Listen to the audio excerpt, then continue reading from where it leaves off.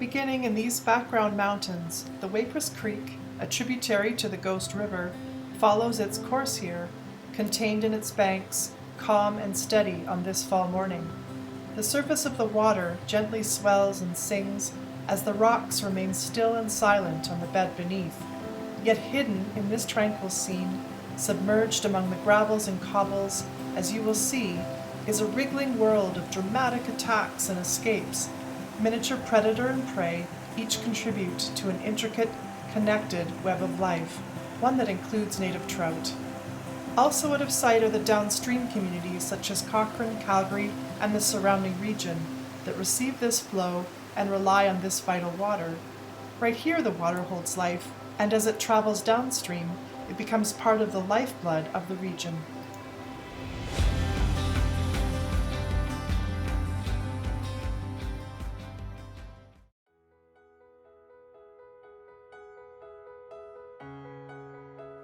In 2002, the province of Alberta set the direction for water resource management through the Water for Life strategy and set the stage for regional partnerships. Watershed stewardship groups such as the Ghost Watershed Alliance Society were created at the community level to provide on-the-ground solutions and actions to protect the environmental health of a specific watershed. Science-driven and collaboratively minded, the Ghost Watershed Alliance Society published the Ghost River State of the Watershed Report in 2018 and acted on the report's recommendations by developing a water monitoring program.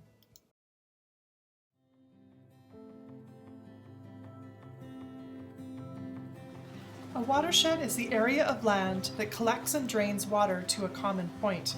At its western edge, the Ghost Watershed starts in the high alpine peaks of the Rocky Mountains and descends almost 2,000 meters in elevation to its eastern outlet into the Bow River at the Ghost Reservoir. The water collected and drained from this area journeys through alpine, subalpine, montane, and foothills landscapes.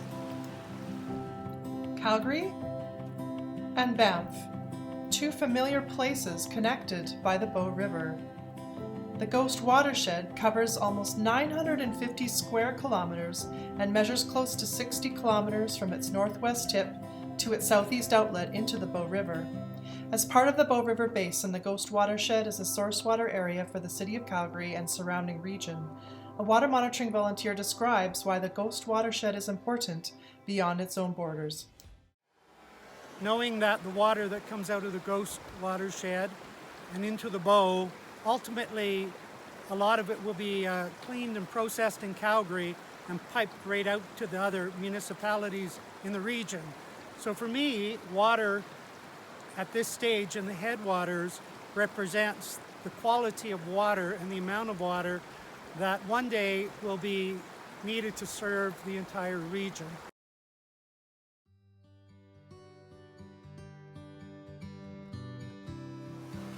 This water in Waipress Creek appears clean and clear today, but beyond our sense of sight, how do we measure or describe what's beneath the surface? And how will this compare to what the water here will be like in 5 or 10 or even 50 years? What is happening on the adjacent land that affects this water? Similar to a doctor ordering blood tests to probe into a patient's health, a trained team can conduct systematic water monitoring over time to capture clues about watershed health and the dynamic relationship between land and water. A water monitoring volunteer explains. Well, as long as we have more and more humans on the landscape, more activity on the landscape, that's always a risk. Water quality rarely goes up. That either, if you're very fortunate, stays the same, and most likely, in most cases, it goes down. So this gives us a baseline this year, and then we'll follow up in subsequent years to see, are we maintaining water quality, or is it actually going down? If it is going down, what do we need to do to prevent that from happening further?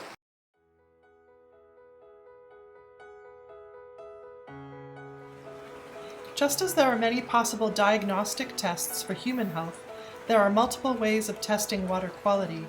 So how do you narrow the focus? Biomonitoring, or systematically observing the life in the water, tells the story of water conditions. What lives in the water indicates the quality of that water. Scientists are most interested in benthic macroinvertebrates, which simply means the bottom-dwelling bugs without backbones that can be seen without the aid of a microscope. Peek into the bucket to see a sample taken from the bottom of Wapers Creek. Water monitoring volunteers describe specific benthic macroinvertebrates. In an area like this, the three species we're really interested in are caddisfly nymphs, mayfly nymphs, and stonefly, because all three of those are indicators of really good high water quality. The key thing with bugs is that they, just like humans, like certain environments. Clean stream, we typically see a ton of stoneflies and mayflies. Caddisflies will also be pretty high. When you see the stream starting to be affected by more human activity, what we start to see is that bug diversity changes to a lot of worms and things we call chironomids, which are these tiny little worms that can live in areas where there's not a lot of oxygen.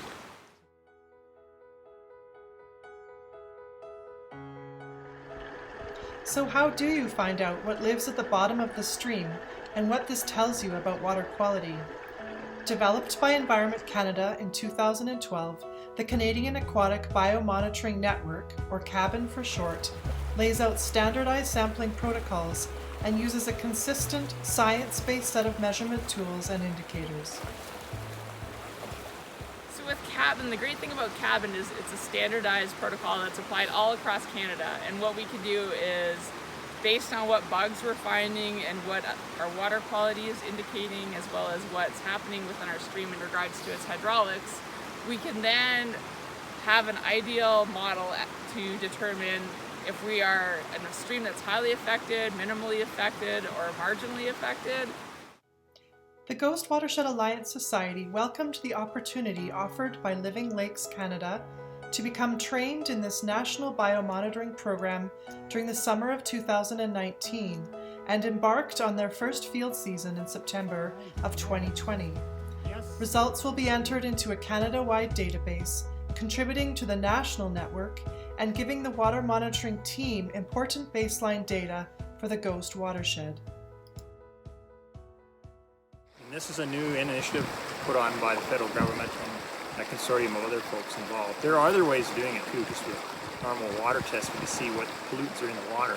But the problem with those is that once the pollutant has gone by in a stream, it just sweeps away. The water could look perfectly clean, and yet all the organisms are dead. And then you wouldn't know what had happened. This way, if you find that these organisms don't exist, then you know something has happened, and you can start looking for the source of the pollutant or the problem that's caused the little organisms not to be present. The cabin collection method involves the 3-minute traveling kick net technique. A trained volunteer moves diagonally upstream, directing the life-laden material into the open net.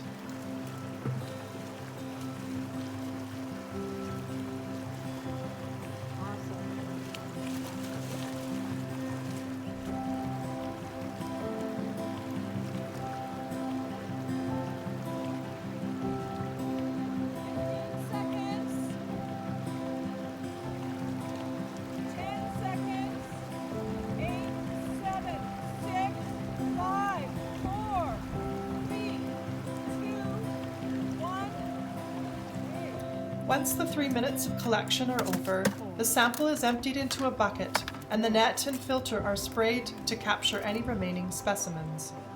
You gotta take that on now.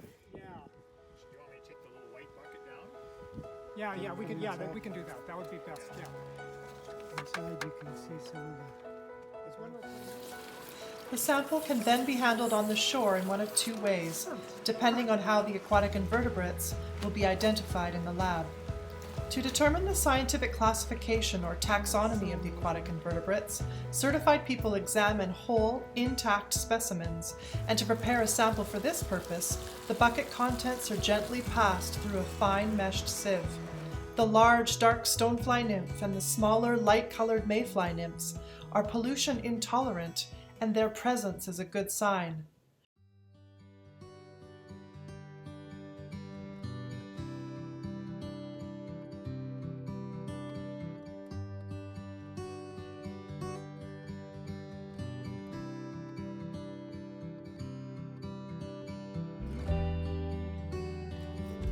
Organisms are carefully placed in a labeled jar, preserving them without damaging their delicate tissues. This single sample jar is then sent to a qualified lab where trained technicians identify and record the diversity and abundance of aquatic invertebrates to the most precise taxonomic level possible. To employ a second and emerging technology for identifying aquatic invertebrates, the Ghost Watershed Alliance Society team was trained in a pilot project called Sequencing the Rivers for Environmental Assessment and Monitoring, or STREAM for short, which was initiated by Environment and Climate Change Canada, the World Wildlife Fund, and the University of Guelph. For the STREAM protocol, samples are still collected using the same kicknet technique, but they are destined for a different, specially equipped lab. There, scientists blend all the organisms from the raw sample, extract pieces of their genetic material, and then sequence this DNA, matching it to existing sequences from a DNA library. This process is called DNA metabarcoding.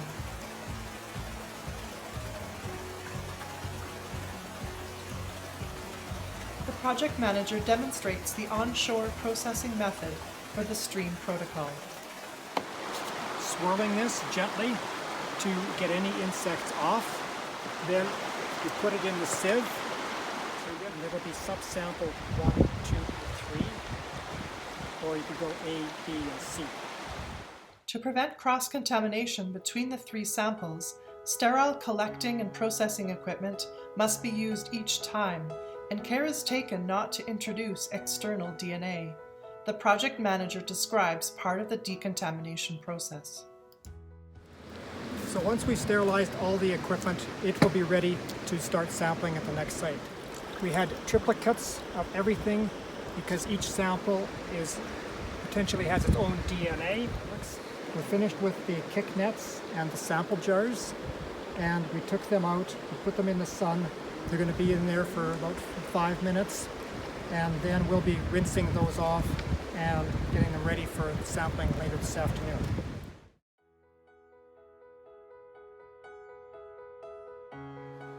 Besides sampling for aquatic invertebrates, the team must complete other cabin protocol measurements and observations for each site during the field visit. Watch the team as they document the site description and reach characteristics, take water samples for a chemical lab analysis, place a water quality probe into the current and see the screen readout, conduct a pebble count, measure the bankful and wetted width of the channel, determine stream depth and velocity, and site measurements for the stream gradient.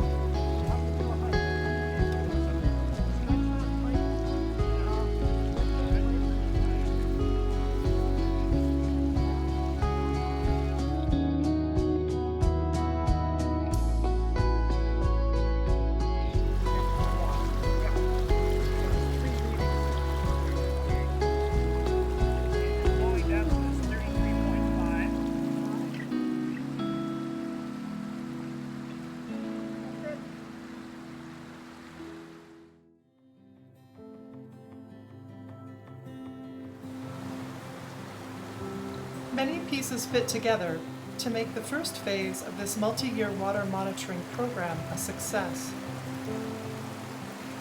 The Ghost Watershed Alliance Society applied for and received substantial grant funding, hired a project manager who procured equipment, secured lab services, and planned the sampling season. And 3 trained and 4 community volunteers supported the fieldwork and became a dedicated team. The field days of 2020 were bathed in beautiful fall sunshine, helping the team to accomplish sampling at 10 sites, 8 within the Waipress subbasin and 2 on the Ghost River. Oh, there's lots in here. It's a good mix. They prepared a total of 40 sample jars, 10 for taxonomy and 30 for DNA analysis.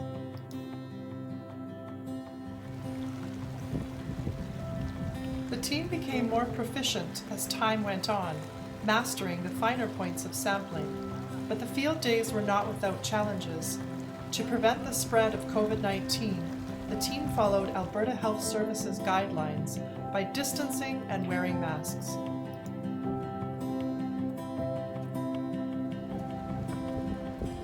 And to combat whirling disease, a potentially fatal threat to fish, all equipment was thoroughly decontaminated before entering the stream, a time-intensive process. However, in this watershed we have whirling disease, and that's a problem. So anything that enters the water needs to be sterilized and cleaned. But when we go to a completely different area on the stream, then everything is all sterilized. Our waders are sterilized, all our containers, all the buckets and everything. So when we go to the next site, everything is completely clean. To move towards the next phase, the team will need to apply for more grant funding, receive, analyze, and compile the incoming 2020 data, stay connected with partners such as the Eastern Slopes Collaborative, and determine sampling sites for the upcoming 2021 fall field season.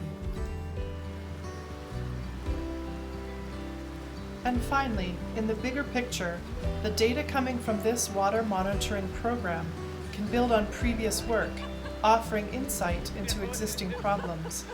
It can also help to inform future land use decisions and strengthen the ultimate aim, which is to protect watershed health. Based on studies that have done in the past, the only issue really with water is turbidity or high sediment load that can occur frequently through the year. So that can have a big impact both on these little guys who need clean water, but it also has a big impact on spawning beds for trout. We can basically cover up the eggs and cause damage to spawning beds too, so from too much sediment in the creek. That's our biggest issue, but we do know there's lots of random camping, so there's a lot of potential for other fleets to get into the water, and so we want to see if that's having any effect. Then help make informed policymakers and decision makers as to what needs to be looked at on the landscape and what issues that we're finding within the watershed itself. And what are the things we can do as volunteers and organizations to try to protect the integrity of our watersheds going forward? It's like just about the most important thing we need to get right in the region.